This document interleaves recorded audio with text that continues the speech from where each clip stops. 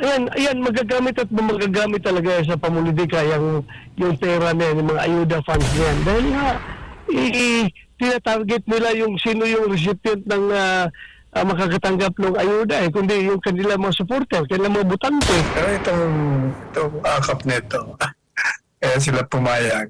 Dahil magagamit din nila. Dati-dati hindi. Yun. Pero meron sila 6 billion. Drama mama of budol.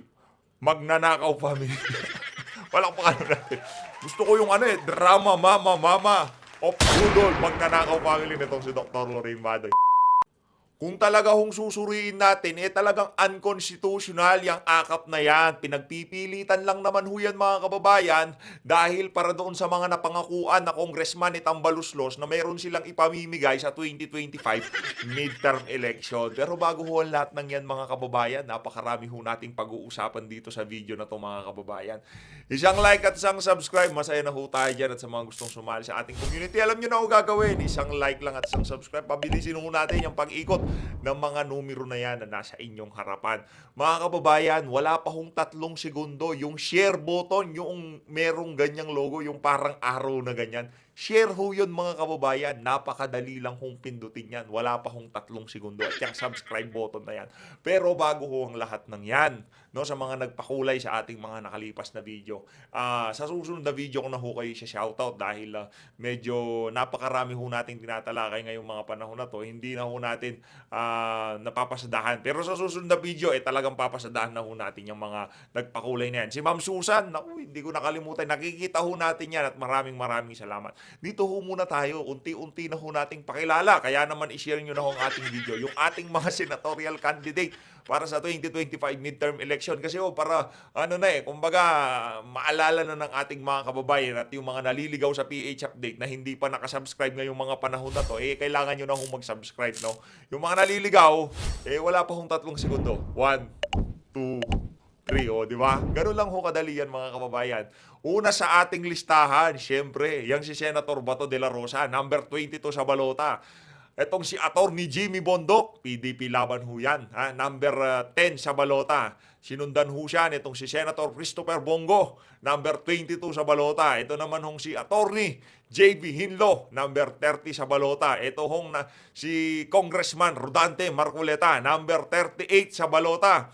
Tapos sumunod ho itong si Attorney Raul Lambino, number 34 sa balota. Tapos itong si Sir Ipe, itong si Sir Philip Salvador, number 57 sa balota. At itong si Pastor Apollo Kibuloy na number 58 sa balota. Yan ho ang mga kandidato ni dating si Pangulong Rodrigo Duterte.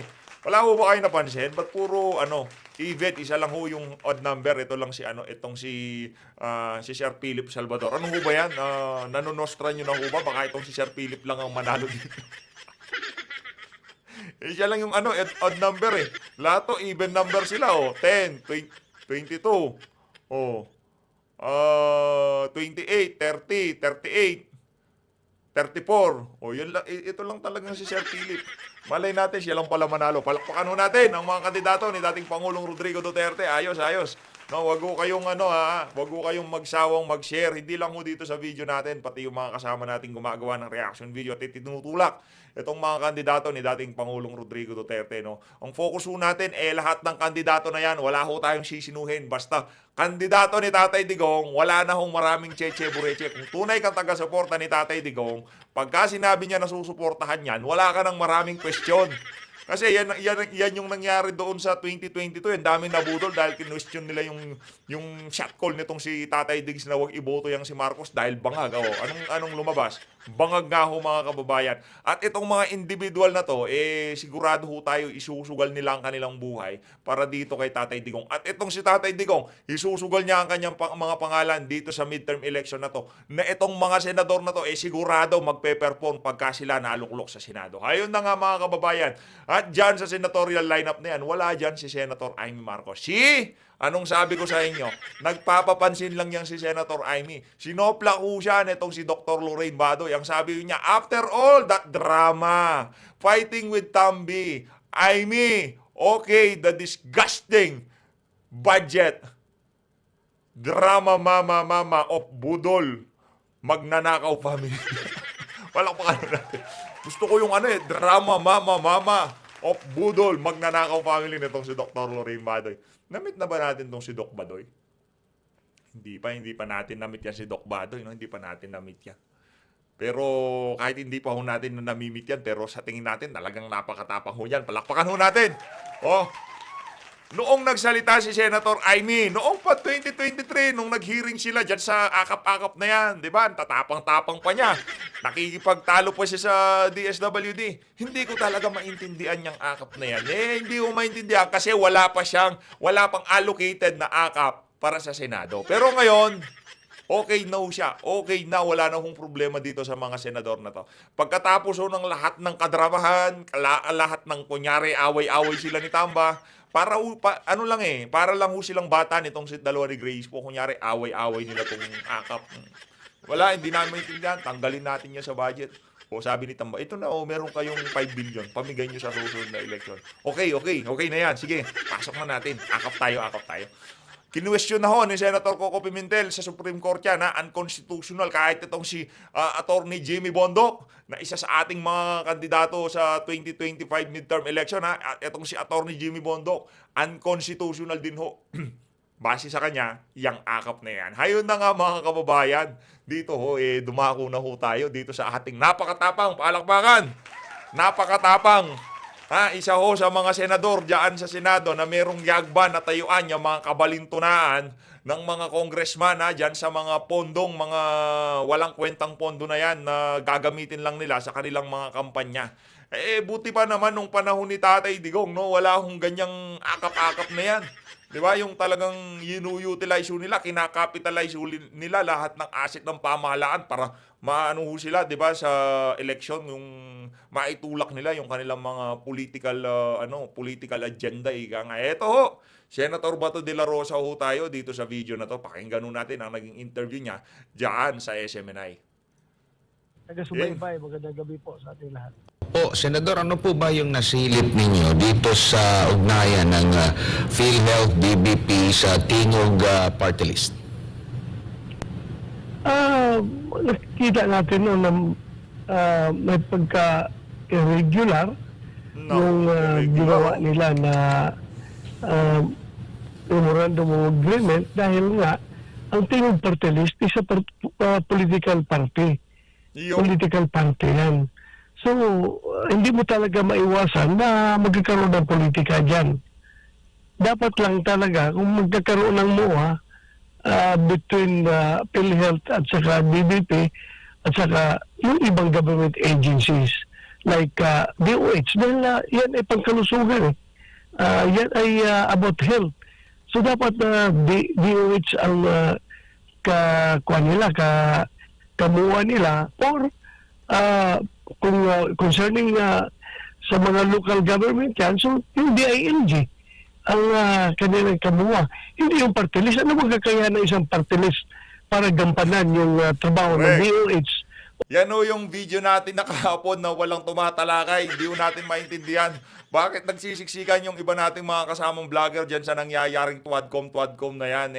Ang dami ho palang mahahalagang balita na nangyayari sa Senado. Kagaya na lamang ho nung naging pagtayo nitong si Senator Bato sa plenaryo, yung nag-privilege speech siya kaugnay dyan sa memorandum na pinasok ng DBP, PhilHealth at ng Tingog Party List. Kaya ho talagang kahit na gabi ho, binanatan natin para makita ng ating mga kababayan. Share nyo na rin ho itong video na to para kung sakaling hindi pa nila nakita, gawa na rin ho ng reaction video. O trabaho ng DILG. Questionable very questionable. So, anong ibig sabihin dyan? Ay talagang mahahaluan ng politika yung PhilHealth. Alam natin, PhilHealth ay pundo ng pangkalusugan yan, dapat pag-ingatan ng gusto.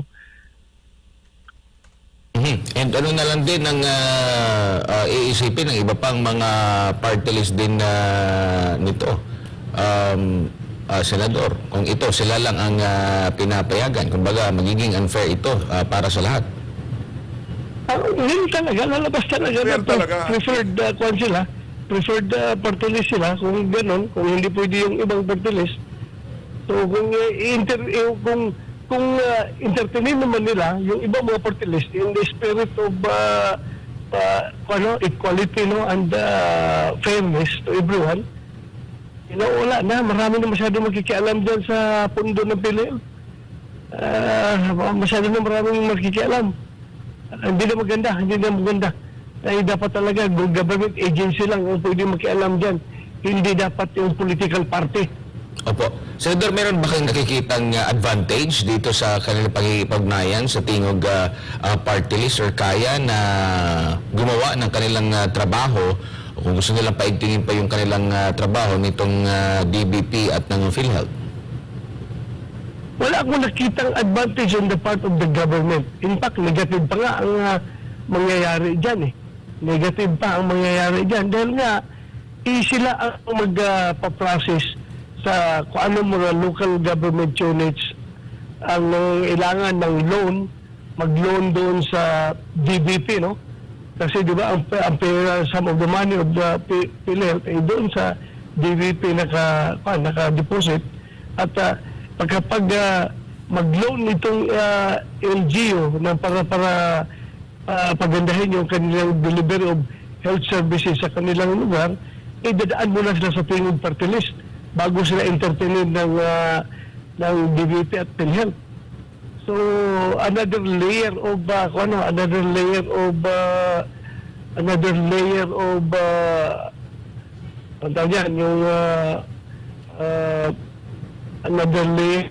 Bureaucracy. pakikialam. Bureaucracy. Another layer, Sen, of bureaucracy, Sen.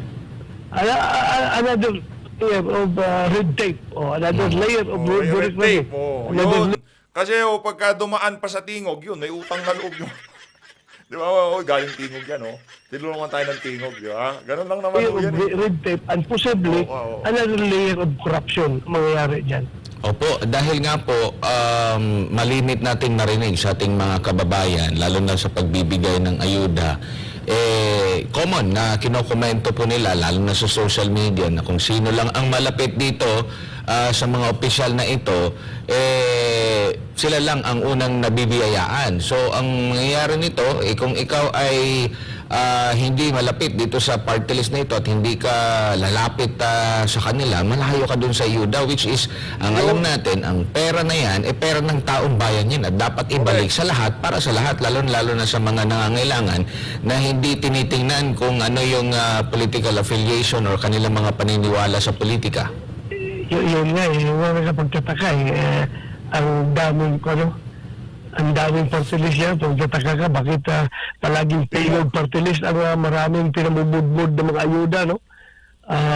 Para bang sila nagkukontrol ng mga ayuda funds. If you can remember, yung inimbestigahan natin noon ng mga pundo ng DSWD na nangyari doon sa Davao del Norte, no? Na tanggap sila ng 10,000 dito sa ayuda, no? 10,000, tapos pagkatanggap nila, nadali siya sa isang kwarto, kabilang kwarto, meron nag-abang doon na tao. Binabalik yung 8,000, 2,000 na lang ang kanila. So maraming mga anomalya ng ganun na narinig natin. At tinanong natin kung kaninong pundo yun, sino nagpa-facilitate ma-release ang DSWD yun, ay tingong party list daw yung pundo na yun. So, Grabe, ang kapal ng mukha ng tingog na to, grabe. Ganun na lang sila ka-powerful, no? Grabe yung kapal ng mukha. Kung di nyo nasubaybayin yung hearing na yun, yun yung hearing na kung saan nagsumbong yung mga residente dun sa lugar na yun dahil pagkatapos nilang nakuha yung kanilang ayuda, dadalhin sila sa kabilang kwarto at kukunin ng mga opisyal ng local government dun sa lugar na yun, yung nakuha nilang kukupitan o ninunukin yung nakuha nilang ayuda. For example, 5,000 yan. Hindi na buong 5,000 makukuha niyan. Makukuha na lang nitong beneficiaryo 2,000, minsan 1,500. Yung 3,500 kukunin nitong nagpakilala na opisyal ng isang party list. Party list. Sen, CMJ po ito, sir. Meron po kayong post na nag-viral sa social media at libo-libo po ng comment. Sabi mo dito, 0 for PhilHealth but 76B for AKAP and AIX. Kasi sa PhilHealth, hindi ka makakautang loob sa politiko. Pero sa AKAP at AIX, magpapasalamat ka sa politiko. Very useful ito this coming election. Sir, Abo, hindi pa natin di ba nakita yan unfair naman kung ganito magiging Yan, labanan sa paparating na halalan? Oo. You have to face it, MJ at Agmar. Ganun talaga ang takbo ng politika natin dito sa ating bansa.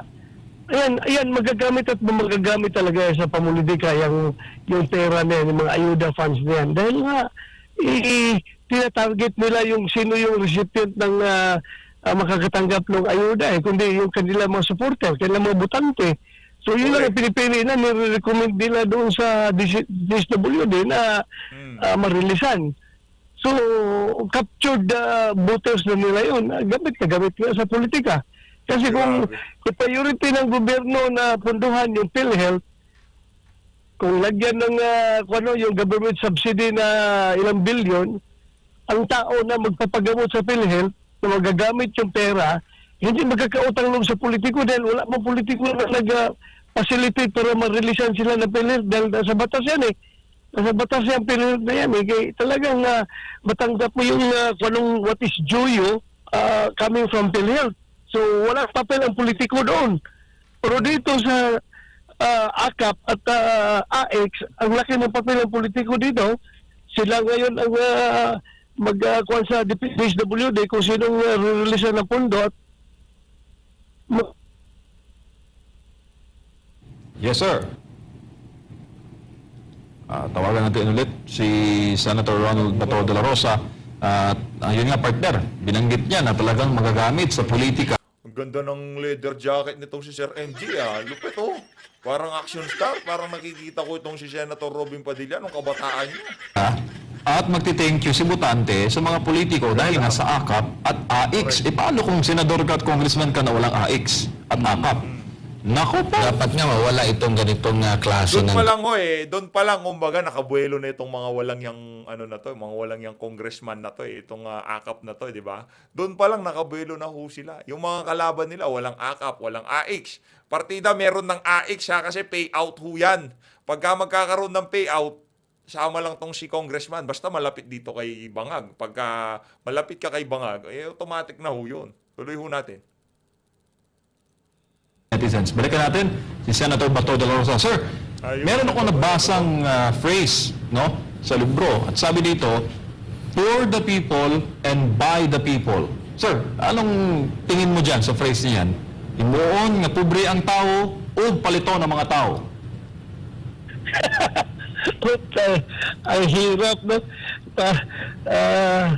para kontrolado mo yung tao. Alam natin yan, may mga probinsya tayong ganun May mga probinsya tayo, lalo na mga depressed na probinsya, alam natin yung mga diskarte, estratehiya ng mga politiko sa mga lugar na yan. Talagang ultimo nga edukasyon ipagkakait pa nila sa mga tao nila para the more educated their subjects, ay may malaking tsansa na ito ay lalaban sa kanila. So yan nga, panatilihin mong mahirap ang tao para forever ito maging dependent sa iyo at kayang-kaya mong bilhin yung kanilang boto. Po, kung i-scan mo po, Senator, ang social media, maraming tatanong. Meron nga ako nabasa yung prof ko sa college. Sabi niya, sa panahon ngayon, bawal magkasakit dahil wala nang budget ang PhilHealth. Wala ka nang aasahan. Parang ganun yung dating sa taong bayan, sir Ganun talaga, frustrating on the part of the people, Kasi, alam mo, yung PhilHealth, nakalagay doon kung saan manggagaling. May mga sources of, may sources of revenue. Itong a certain percentage of the SIM taxes shall go to PhilHealth. Very clear yan. Nakalagay sa batas. So ngayon, yung mga taxes natin na nanggagaling sa sigarilyo, nanggagaling sa alak, nanggagaling sa mga sweeteners na food sweeteners, pag nakulikta yun, hindi man, zero man ang pundo ng PhilHealth, so hindi mapupunta sa PhilHealth yun. So napupunta sa ibang project.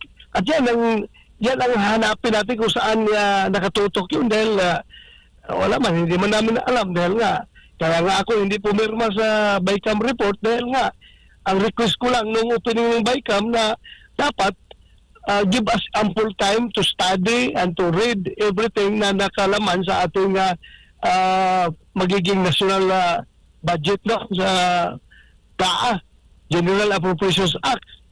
Wala man tayo, hindi man tayo binigyan ng chance na ma-scrutinize properly at bago tayo pipirma.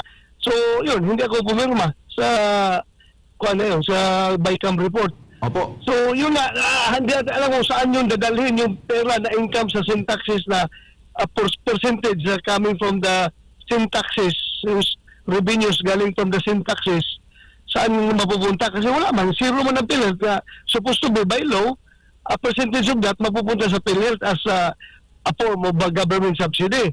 So ngayon,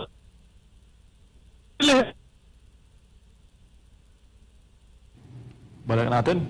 Si Senator Ronald Bato de la Rosa nagpapatanong dito, partner ng Taong Bayan sa ating live stream. Sabi niya, Sen, bakit naman bumigay ang Senado sa AKAP? Akala ko ba tutol kayo sa AKAP? Magandang tanong ito, partner. Alam mo naman, nabigla yung mga senador sa budget ngayong 2024, ba't merong ganong dole-out program na hindi naman daw nila napag-usapan at nasingit daw doon sa pambansang pondo ngayong taon. At sa 2025, approve po ang Senado dahil makakaroon na rin sila ng access doon sa pondo ng bagong programa na ito ng pamahalaan, yung AKAP program. Okay, balikan lang natin maya-maya si Senador Ronald Bato de la Rosa dahil marami rin tayong mga katanungan sa iba pang mga... Forward tayo. Ayun, pasok. Yes, Senator. Ngayon pong nabanggit po ninyo, sir, na hindi po kayo pumirma. Mukhang si Senator Bongo rin po hindi pumirma at may mga ibang classmate kayo sa Senado. Pero sabi ng dalawang liderato ng kapulungan na pipirmahan na raw, kulang na lang ang pirma ng presidente. Hindi na ba importante, sir, ang pirma ng isang senador na member po ng BICAM para busisiin lahat ng dapat busisiin bago mapirmahan ng presidente? Alam naman po natin, pag napirmahan yan, at nailimbag o naiprint, yun na talaga yung susundin na budgeting sa susunod na taon. Wala, hindi magmamatter yung perma natin dyan, NJ at Admar. Kahit na hindi tayo pipirma, papasa at papasa yan. Dahil majority lang naman, majority dapat ang nakapirma. So, halimbawa, kung ang BICAM members ay 10 galing sa House of Representatives o saka 10 galing sa... Gaganda ng tao nila, gaganda ng tao nitong mga nasa bicameral, Ibang klase, sasaya nila kasi may AKAP na rin sila. Kaso nakakadiri kasi nung harapan na panluloko sa sambayan ng Pilipino, kesyo yung AKAP daw na yan, contra-inflation. Kailan pa naging contra-inflation yung ayuda na yan? Pang totong it lang yan ng mga beneficiaryo, kahit iba dyan, pandodrogay lang yan Diba? Ang mga makakakuha niyan ay yung mga kumikita kaso hindi sapat. Matagal na silang kumikita pero hindi sapat, mga bullshit kayo. Ilang dekada nang kumikita ang mga ordinaryong Pilipino, hindi sapat pero hindi nagkaroon ng ganyang programa pero nakakaabot. Kumbaga kahit papaano nakakaraos. Imbis na dalhin yung mga buwis na yan, na galing sa mga manggagawa doon sa mga kapakipakinabang ng mga proyekto, dinala nila, ipinamigay nila ibinalik nila dito sa mga mga manggagawang kapos ang kita. Para saan? Para sa 2025, yung mga manggagawa na yan kasi, karamihan sa mga butante yan. Kaya yun ang tinarget ng AKAP na yan. Huwag ho tayong maglokohan. Lahat ng ginagawa nila na yan para sa 2025 midterm election. Di ba nakakaloko? Binigay nitong mga manggagawa na to, yung sa AKAP po ito, iba pa yung AX. Yung AX para naman doon sa mga tambay. Yung pangartupad para doon sa mga walis-walis sa daan, yun, ganun yun. 3 minutes na magwawalis, tapos meron ka ng 5,000 kung magkano man yan. Iba pa hong ayuda yun. Marami tayong ayuda dito. Lahat pwedeng kumuha ng ayuda. Ika nga. Meron para doon sa mga kapos ang kita. Yun yung mga kumikita na mga kababayan natin na nagiging beneficiaryo nito. At yun yung mga siguradong butante. Kaya yun ang tinarget nitong si Tambaluslos.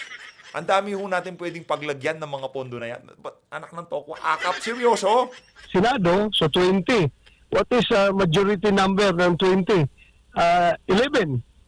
Kung merong 11 na pipirma, pasado na yan. Pwede na yan i-report out or i-ratify yung yung BICAM report na yan. Dahil nga, majority lang ang kailangan. So kahit na hindi kami pumirma, kami dalawa si Senator Bongo, wala pa rin. Wa-take yun doon. Pasa pa rin yun, tatakbo pa rin yun. Opo. Sir, bago lang si Partner Admar, pinapatanong po ng ating mga viewer abroad, bakit na po bumigay ang Senado sa AKAP? Di ba, mga senador mismo nagulat na may AKAP na budget sa 2024 at sa 2025, di ba? Sabi, tinanggal at bubusisiin o tinanggal, sabi ni Senator Amy. Sir, ano pong panig ng Senado dito? Ay, wala na tayo magawa dyan kung tinanggal namin sa House, yung House version na dumating sa amin, tinanggal namin. Tinanggal si Senator Amy. Tapos ngayon, pag BICAM, ibinalik nila. Isa nga rin yan sa dahilan bakit hindi ako pumirma dahil nga hindi ko nagustuhan yung pagbabalik nila. So, ibig sabihin yan, nagkaintindihan yung Ayun na nga ho mga kababayan, buti na lang ho talaga, meron ho tayong isang Senator Bato de la Rosa. Paano na lang kung wala tayong Senator Bato? Wala hong tatayo para sa sambayan ng Pilipino para questionin yung mga kalukuhan nila na yan dyan sa House of Representatives. Dahil nga naman numbers game yan sa House of Representatives at Senado, kahit na hindi nila pinirmahan yung BICAM na yan, yung budget na yan, nakakadiring budget na yan, absuelto kasi numbers game nga. Ito, rekta ho tayo dito kay Attorney Salvador Panelo at kung ano nga ba ang mga posibleng dahilan kung bakit nagtuloy-tuloy ang AKAP na yan. Game! Why not in all parts of the world? We're broadcasting live in Los Angeles. It's afternoon here. Yes. Ngayong araw, Wow! Pambihira po, pasyal-pasyal na lang talaga tong si Attorney Panelo. Ibang klase ho, no? Nasa Los Angeles ho siya ngayon. Huwebes dyan sa inyo, Miyerkules. Yan talaga na-ratified, na-aprobahan. Of course, inaasahan natin yung paglagda din ng Pangulong Bongbong Marcos. Dahil ngayong 2025, meron tayong 6.352 trillion national budget. At na-ratify na din ito sa Senado at Kamara kahapon. Dahil dyan, yun na lang, pirma na lang ni PBBM ang inaabangan natin dyan. Sabi na, ayon kay Senate President Jesus Escudero na walang perpektong batas na inaprubahan, lamang nila sa tingin nila ang higit na mahalaga. At importante sa panukalang budget, hindi naman bumoto ng yes Ang problema kasi yung tingin nila, kargado na kagad nung kanilang mga pangsariling interes. Hindi talaga tingin nila, yung minsan kasi yung tingin ng mga politiko na to, hindi naman ho makakabuti sa bayanan. No? Ba't di ho nila pakinggan yung mga kababayan natin nasa social media? Yun lang ho, doon lang ho tayo nalalaman. Senate Minority Leader Coco Pimentel at Risa Ontiveros. Ilalabas ni Pimentel at taklang panahon ng kanyang paliwanag sa hindi pagboto ng pabor sa pondo ng in due time daw, sabi niya.